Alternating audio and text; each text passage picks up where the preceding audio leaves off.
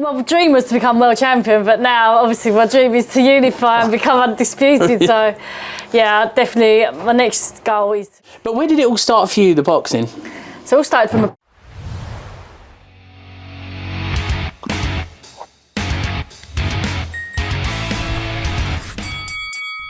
Hi guys, it's Tubbs here from Fighters Talk TV with the WBA bantamweight world champion Nina Hughes. How are you doing? I'm good, thanks. How are you? Not bad, not bad. It's nice to be sat next to a world championship belt, of course.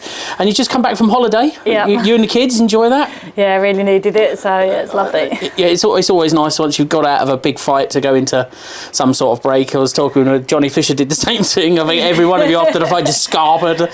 So it's quite understandable. So with this, what we can do is look at what you've done. Really impressive, considering you didn't want to box anyway. We were reading about that. But where did it all start for you, the boxing? So it all started from a boxercise class. Me and my friend did a boxercise class just for fitness because it was more interesting than going to the gym. And yeah, really enjoyed that. Then we joined a kickboxing gym, just did the fitness classes there. And then I joined the boxing gym just purely for fitness again. And my coach, Chris Oko at the time, talked me into it. And the rest is history. Now you punch up people for a living. Well, fantastic. So, I mean, you've got quite a good, decent amateur career as well, haven't you? Yeah. I was on Team GB for a couple of years. Missed out on the Olympics to Nicola Adams. Won 4 national titles. And then just travelled all around the world, boxing for England, winning medals that way as well. Oh, and just the occasional one, yeah, the occasional one. So, obviously, we were at the fight the other day, and you've got a good performance. We were really quite impressed. A very game opponent. She only had 10 days in, didn't she, before she took the fight? She actually had 4 weeks' notice. Oh, 4 weeks. I thought it was only 10 days. Do apologise about that. Don't punch me up. So, I mean, you did really well. Won on unanimous decision points victory. Yep. And, of course, get to keep this very beautiful-looking stone-studded belt. But what next? Who do you want next? I want Ebony Bridges. You've got to look there and tell her. I want Ebony Bridges. No, I want to unify now, and the other 2 champions, Dina and Luna, are fighting each other in September. So it makes complete sense for me and Ebony to fight each other. It'll be like 2 semi-finals, and then the winners can fight for Undisputed early next year. So it makes sense. She's just changed trainers, isn't she, Dave Caldwell now? Yeah. So, and she's gone quite below the radar. We've reached out a couple of times, both Dave and her. So it's but yeah. And she wants a voluntary in August. She's had a little while out, so hopefully she can win that, and then hopefully we can unify after a few months later, maybe November, December time. That's what we'd like. Eddie, you got to get on it.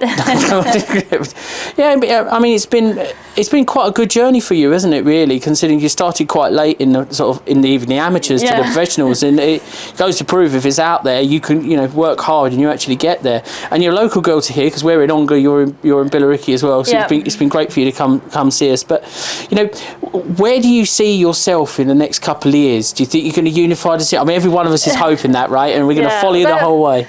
Well, my dream was to become world champion, but now obviously my dream is to unify and become undisputed. So, yeah, definitely my next goal is to add another belt, and then if I can add the other 2 as well, even better. Well, fantastic. So you got Ebony on the radar, and obviously let's see who wins out the other 2 ladies, and then hopefully come through all of that. Then it's the fight for Undisputed. And I think women, I don't know how you feel, but women's boxing's come a long way in the last few years, and it's absolutely fantastic. Yourself, Katie Taylor, Chantel Cameron, they're all done really, really well for for British boxing. What are your thoughts on that? Yeah, I mean, it's come a long way. I would have turned pro earlier if it was more developed earlier, but it's only really just taken off in the last few years. So that's why I left it so late to turn pro. I did look at turning pro when I come off GB back in 2012, and there just wasn't any opportunities then.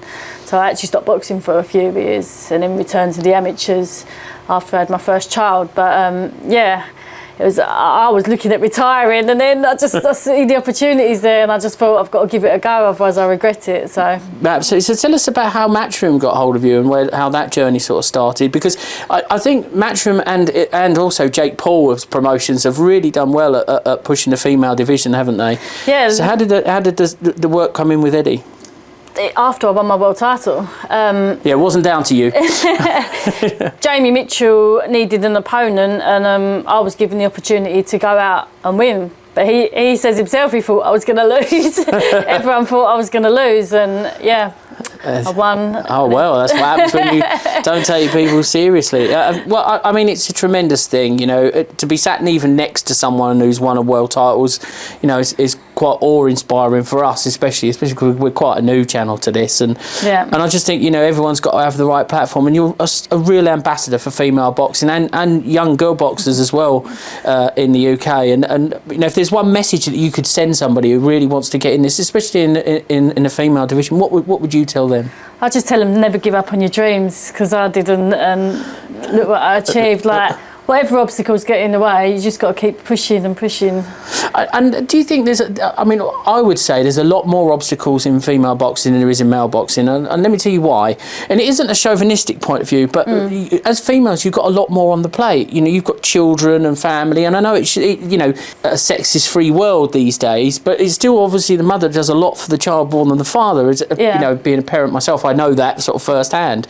You know, with 4 kids, it's come such a long way, and I just think that we've got some really great, exciting fights coming up in all the weight classes now, and it's really starting to hold its own. But do you think that I think women have a harder time getting there? And obviously Kate Taylor's done great headlining as well. Yeah. And is that sort of what you'd like to follow her lead? She's done amazing for the. She obviously paved the way. She was one of the first main professional boxers when it started to take off, when Matchroom signed her and started promoting female boxing and televising it more. So yeah, you just got to keep pushing, and it's just going to get better and better. Matchroom are doing really well with the females. They've signed the most females out of all the other promotional companies, and they're the ones trying to promote female boxing, so it's good. It really is, really is. I'm really quite looking forward and excited to it. So what about weight division? Do you think you might go up or down, or if there's a title opportunity either way? Yeah, I mean, I'm concentrating on the bantamweight at the moment, but I could go up or down, but yeah, bantamweight's where I want to stay at the moment. Oh, well, it depends on what opportunities come up there. Depends on what opportunities. So, you know, you were thinking about retiring. You decided to go back to the amateurs. You come out of the amateurs. You go into the pros.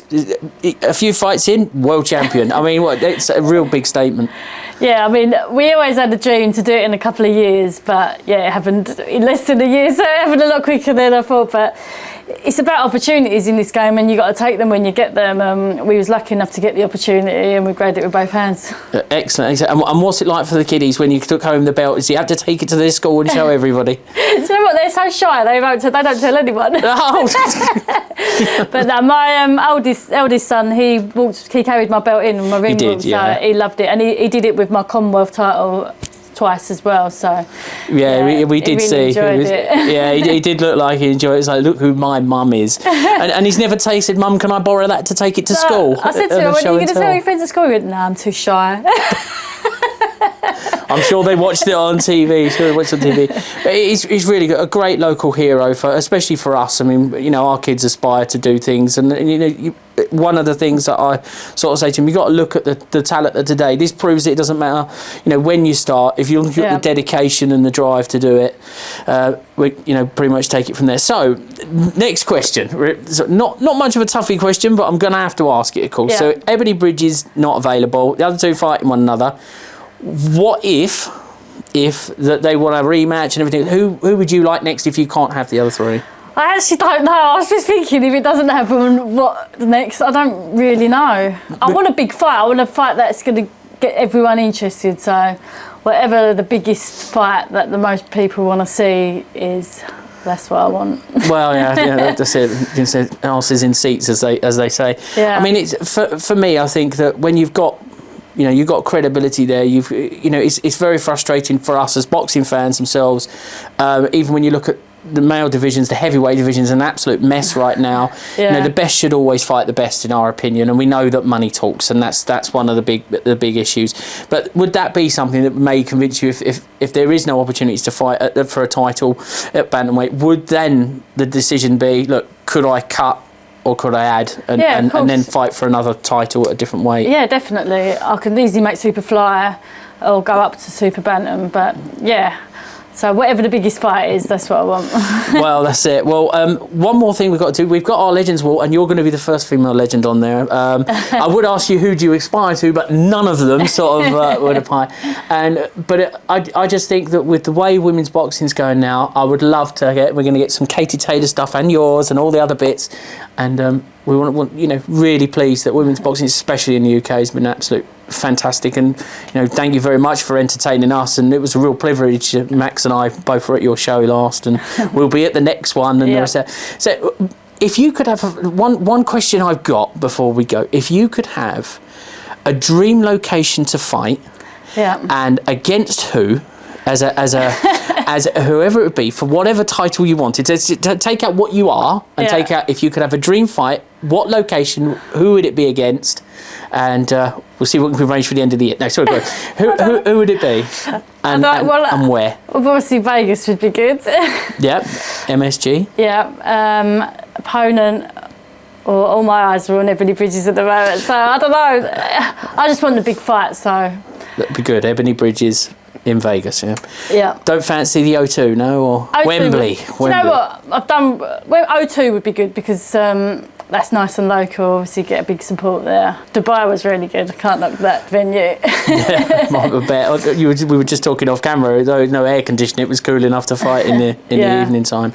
It's quite interesting because Eddie was saying the other day that the Saudis have the ability to take over any sport that they want, pretty much because there's a lot of money over it in Saudi Arabia. And is that the attraction, or is there always going to be something? Do you think, from a professional point of view, where you always want to fight in front of your home crowd?